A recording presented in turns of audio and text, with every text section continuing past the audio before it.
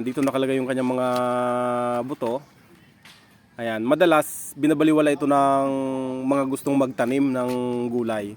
Dito kasi sa loob mga idol, madalas ganun din kapag halimbawa ay bibili tayo ng mga gamit, mayroong mga user manual, ayan, ganun din to mga idol. Ayan, hindi ito madalas nababasa o nababasa lang, kaya lang binabaliwala nung gustong magtanim o gustong mag-umpisa ng pagtatanim.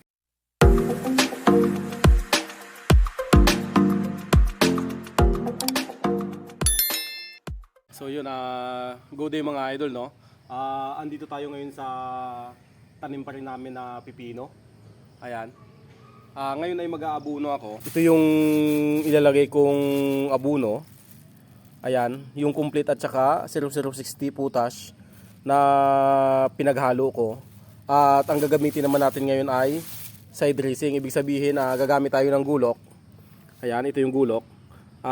Ibubutas natin dun sa gilid ng puno ng ating gulay at saka natin ilalagay yung abono na ating pinaghalo. Ayan. Pero bago yon, pag-usapan natin ngayon yung isang pagkakamali ng isang magsasaka, lalo na kapag halimbawa ay backyard farming lang tayo, na inaakala natin na kapag naglagay tayo ng abono o di kaya pag nag-apply tayo ng pesticide ay gastos lang. Ito yung variety na itinanim ko mga idol, no? Amiga CF1. Ito yung pipino. Kapag bibili tayo sa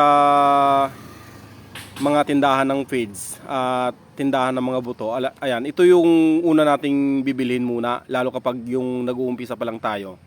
Kasi ang maganda dito mga idol, no, kaysa dun sa bibilhin natin ay lata, yung nakalata o di kaya ay yung mga naka-retail na, ibig sabihin nakapack na madalas sa ordinary lang na plastic nakalagay.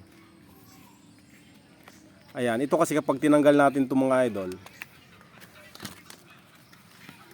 ayan, dito nakalagay yung kanyang mga buto. Ayan, madalas binabaliwala ito ng mga gustong magtanim ng gulay. Dito kasi sa loob mga idol, madalas ganun din kapag halimbawa ay bibili tayo ng mga gamit, mayroong mga user manual, ayan, ganun din to mga idol. Ayan, hindi ito madalas nababasa o nababasa lang, kaya lang binabaliwala nung gustong magtanim o gustong mag-umpisa ng pagtatanim. Ayan. Dito makikita natin mga idol, paglalagay ng pataba. Ayan.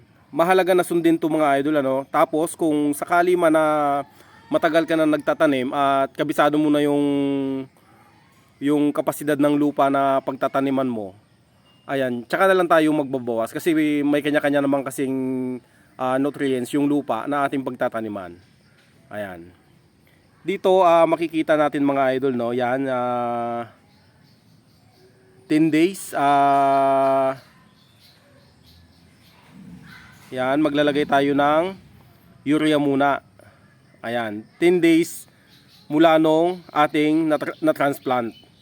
Ayan. 20 days mula nung ating na-transplant. Ayan, maglalagay naman tayo ng urea at complete. Mahalaga yung label mga idol. Ayan, nakalagay naman dyan kung ilang grams yung ating ilalagay. Kasi kapag sumubra tayo dito or kumulang, di baling kumulang, wag lang sumubra. Kasi kapag sumubra dito mga idol, kayang patayin ito ang ating mga halaman. Ayan, mahalaga na sundin natin ito. Ayan, Miga CF1. Ngayon naman ay mag-actual na tayo ng paglalagay ng ating abono. Ayan.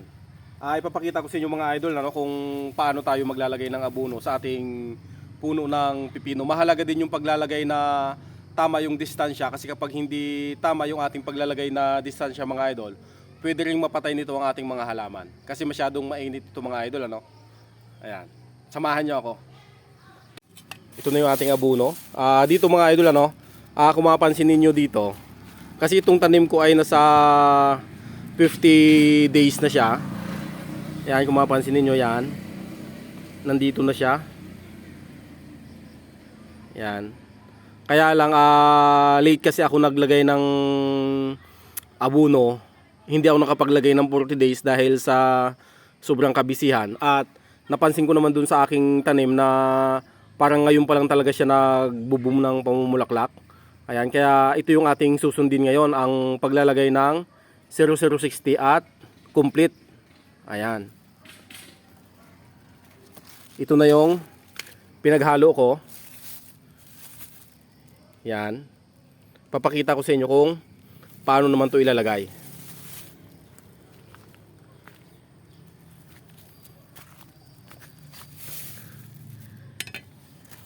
Yan. Laging tandaan mga idol, ano, ito yung ating puno.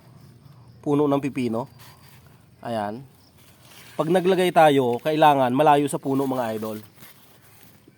Dito sa part na ito, dito tayo maglalagay ng pataba. Ngayon nakalagay kasi doon mga idol ay kailangan nating maglagay ng 2.5 na 0060 at saka 2.5 na complete. Ngayon ang ginawa ko dito, pinaghalo ko na, ibig sabihin ang 2.5 ay kalahating kutsara. Kaya ngayon ang gagawin ko, dahil pinaghalo ko na siya, ang gagawin ko ay isang kutsara na yung ilalagay ko sa bawat puno. Yon.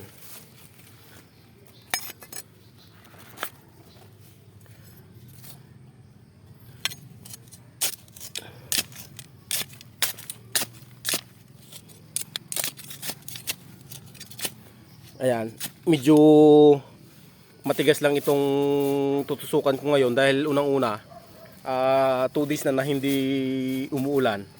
Tapos sabayan pa na mabato itong pinagtaniman ko mga idol, ano? Ayan, ito na yung ilalagay ko.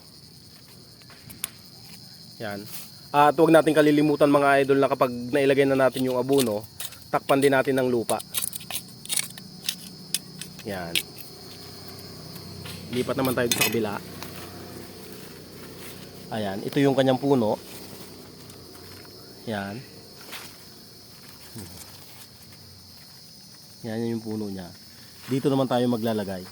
Dito mga idol ay isang dangkal hanggang kalahating dangkal, pero para mas sigurado tayo, gawin nating isang dangkal ang layo para siguradong ligtas yung ating pananim.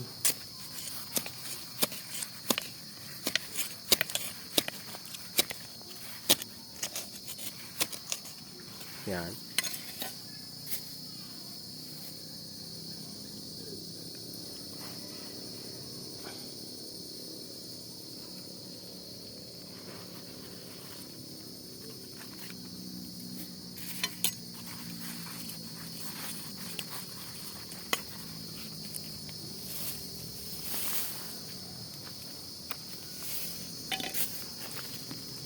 Yan, ito naman yung isa. Ito yung puno niya. Dito naglalagay ako dito ng tanda mga idol, ano, dahil lalo na nung una na itinanim ko pa lang sila, maaari kasi kapag halimbawa ay nadaanan ng manok o di kaya ay pusa, pwedeng maputol yung ating puno ng pipino.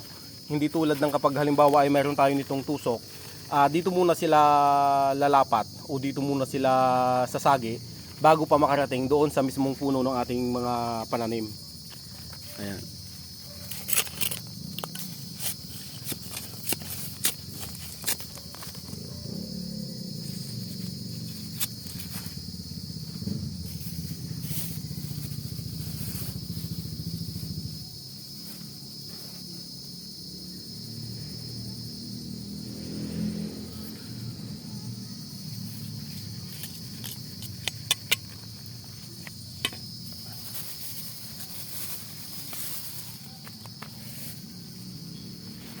Yan, ito naman ang isa.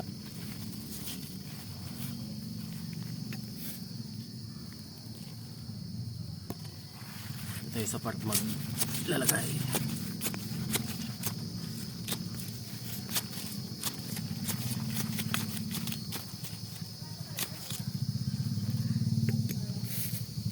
Ang lalim mga idol, no, tansyahan na lang ito. Pero madalas talaga dapat ay nasa 2 inches o 3 inches. Yan.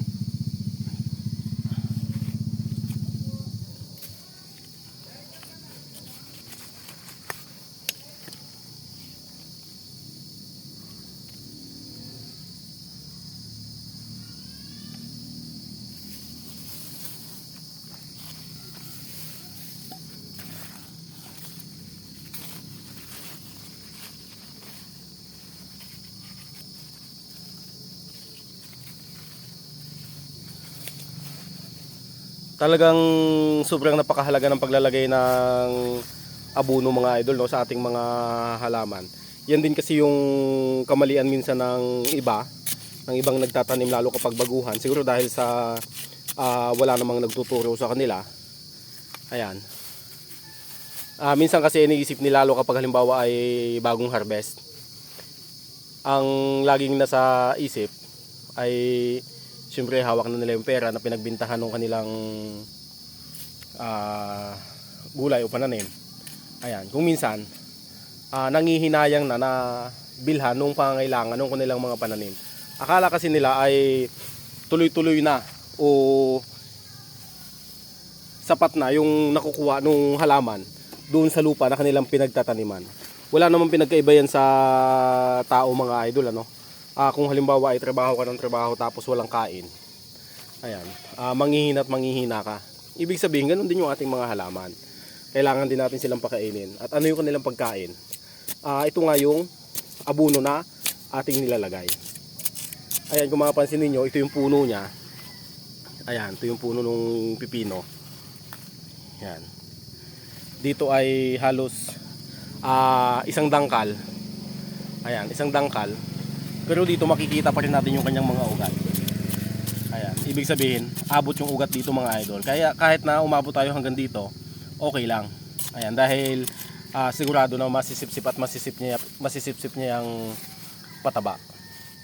Lalo na kapag halimbawa ay maulan. Ayan. Tuloy-tuloy yung pagtunaw niyan mga idol. Kaya mahalaga din na kapag halimbawa nagdidilig tayo dito mga idol, dito natin itapat sa pinaglagyan natin ng abono, nang sa ganun ay matunaw siya. Ayan.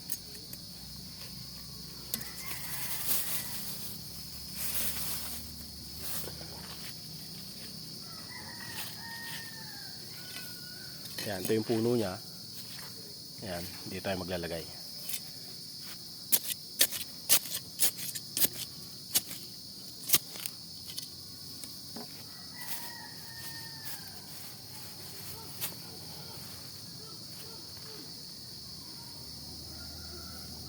Yun lang naman ang mga dapat tandaan mga idol, ano, sa pagtatanim.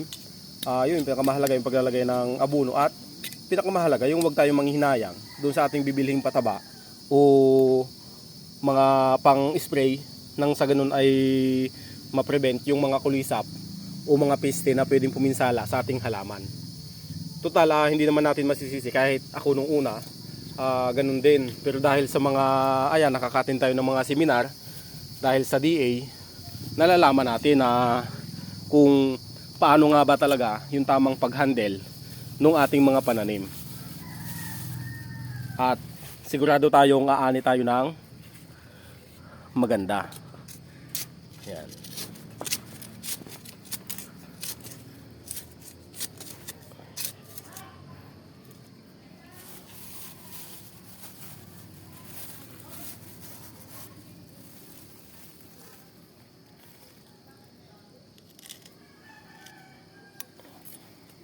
Yan, sumasabit sa lambat yung butones ng aking long sleeve. Mahalaga din mga idol kapag halimbawa ay susuong tayo sa mga taniman. Mahalaga na naka long sleeve tayo, o di kaya ay naka pantalon, long sleeve pantalon. Ngayon hindi na ako nagpantalon dahil maliit lang naman itong taniman. At kabisado ko kung paano siya iwasan. Dahil ayun nga, makati yung kanilang mga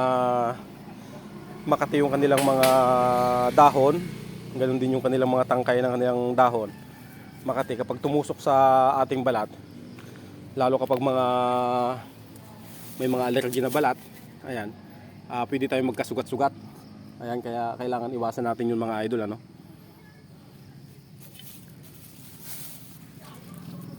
Ayan, punta naman tayo dito sa loob. Yan, ito na yung loob ng taniman. Yan, dito naman tayo maglalagay. Yan. Ito yung puno. Yan.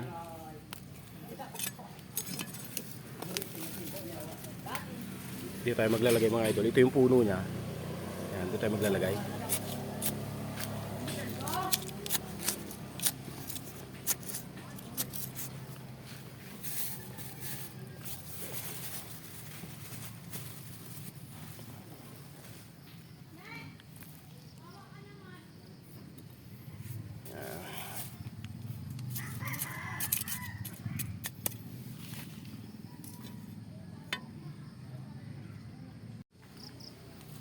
So yun, kakatapos lang natin maglagay ng abono mga idol, no? Ayan na, hindi ko na kayo pinasok dun sa loob dahil medyo madilim na. Ayan, kaya minadalay ko na rin yung paglalagay ng abono. Ayan, kakatapos lang natin. Salamat sa inyong panonood.